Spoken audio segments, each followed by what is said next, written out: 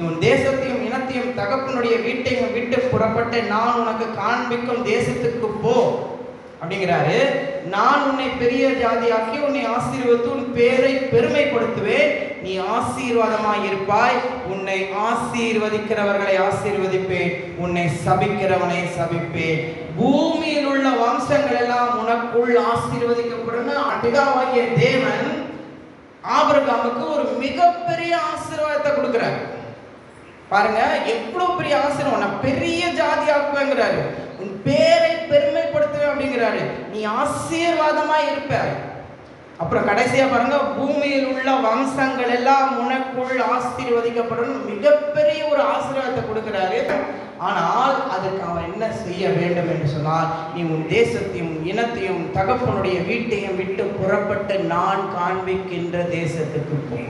எல்லாத்தையும் விட்டுட்டு நீ வாங்குறாரு, தனியாவா நானும் கூட இருக்கேங்கிறாரு. உன் இனம் கூட இருக்காது, உன் தேசம் கூட இருக்காது, உன் தகப்பனுடைய வீட்டாரும் கூட இருக்க மாட்டாங்க. ஆனால் நான் உன் கூட இருப்பேன். அவங்கெல்லாம் இருந்தாங்கன்னா, அவங்களாலெல்லாம் தேசத்தில் இருக்கிறவங்க, அப்பாவுடைய வீட்டில் இருக்கிறவங்க, உறவினர்கள், நண்பர்கள், இவங்களாலெல்லாம் ஆபிரகாமுக்கு இவ்வளவு பெரிய ஆசீர்வாதத்தை கொடுக்க முடியாது. நல்லா புரிஞ்சுக்கோங்க, ஆபிரகாம ஒரு பெரிய ஜாதியாக்க முடியாது.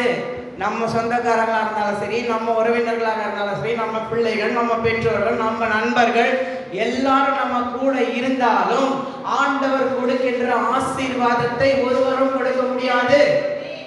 நான் ஆணித்தரமா சொல்றேன், ஆண்டவரால்தான் ஆபிரகாமை ஆசீர்வதிக்க முடியும், மனிதர்களால முடியாது. அப்ப ஆண்டவர் என்ன சொல்றாரு, நான் சொல்றபடி கேளு, எனக்கு கீழ்ப்படி, நான் சொல்ற தேசத்துக்கு நீ போ, எல்லாத்தையும் விட்டுட்டு தனியா வா, நான் உன் கூட இருப்பேன். யார் உன் கூட இல்லைனாலும் நான் உன் கூட இருப்பேன். நான் உன் கூட இருந்து உன்னை ஆசீர்வதிக்கவே ஆசீர்வதிப்பேன். இன்னொரு இடத்துல சொல்றாரு, உன்னை பெருகவே பெருகப்பேன். நம்மள அநேகம் பேரு சொந்தத்துக்கும் பந்தத்துக்கும் உறவுக்கும் பெற்றோருக்கும் பிள்ளைக்கும் கொடுக்கிற முக்கியத்துவத்தை ஆண்டவருக்கு கொடுக்கிறது இல்லை. அதான் ஆண்டவர் இங்க சொல்றாரு. முதலாவது தேவனுடைய ராஜ்யத்தையும் அவருடைய நீதியையும் தேடுங்கள், மற்றவைகள்லாம் உங்களுக்கு கூட கொடுக்கப்படும். மற்றவெல்லாம் என்ன, அஞ்ஞானிகள் தேடுவது பணம், பொருள், சொந்தம், பந்தம், பாசம், நேசம், அன்பு, இது எல்லாமே கூடவே வரும் பின்னால.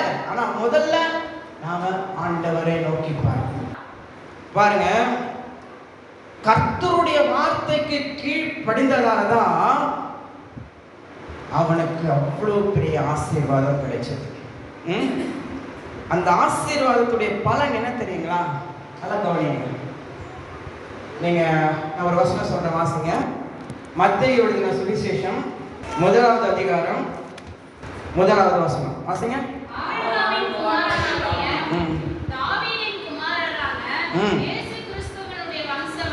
அப்ப இயேசு கிறிஸ்து எந்த வம்சத்துல வராரு? ஆபிரகாமுடைய.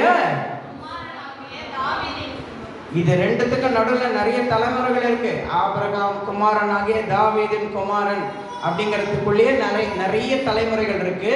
அதே போல தாவீதின் குமாரனாகிய இயேசு கிறிஸ்து, இதுக்கு நடுவுல நிறைய தலைமுறைகள் இருக்கு.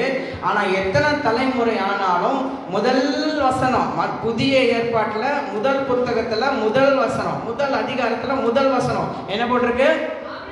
ஆபிரகாமின் குமாரனாகிய. பாருங்க, ஆண்டவராகிய இயேசு கிறிஸ்து பிறப்பதற்கு இந்த ஆபிரகாமை ஆண்டவர் ஆசீர்வதிக்கிறார். ஹல்லேலூயா.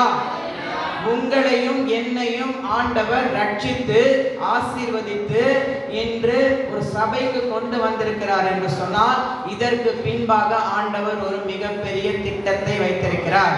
அன்னைக்கு ஆபிரகாம் தன்னுடைய தேசத்தையும் இனத்தையும் தகப்பனுடைய வீட்டாரையும் விட்டுட்டு வரும் பொழுது அவனுக்கு நிச்சயமா தெரிஞ்சிருக்காரு, நம்ம வம்சத்துல தான் ஆண்டவராகிய இயேசு கிறிஸ்து பிறப்பார் அப்படின்னு தெரிஞ்சிருக்காரு. அப்படிதான் இன்னைக்கு நமக்கு தெரியாது, நம்மை கொண்டு ஆண்டவர் என்ன செய்ய போறாரு நமக்கு தெரியாது. ஆனால் நிச்சயமாக எந்த ஒரு திட்டமும் இல்லாமல், எந்த ஒரு நோக்கமும் இல்லாமல் உங்களையும் என்னையும் ஆண்டவர் ரட்சிக்கல சபைக்கு கொண்டு வரணும். மிகப்பெரிய திட்டத்தை வைத்திருக்கிறார் நம்மை கொண்டு. நான் உன்னை ஆசீர்வதிப்பேன், நீ மற்றவர்களுக்கு ஆசீர்வாதமா இருப்பாய். அப்படின்னா என்ன அர்த்தம்? ஆண்டவரிடத்துல இருந்து பெற்றுக்கொண்ட ஆசீர்வாதத்தை நாம மற்றவர்களுக்கு சொல்லி நாம மற்றவர்களை ஆசீர்வதிக்கும்படியாக ஆண்டவர் நம்ம கொண்டு போறார். ஆமென், அல்லேலூயா. இதுக்கெல்லாம் என்ன அடிப்படையான தேவைன்னா, ஆண்டவர்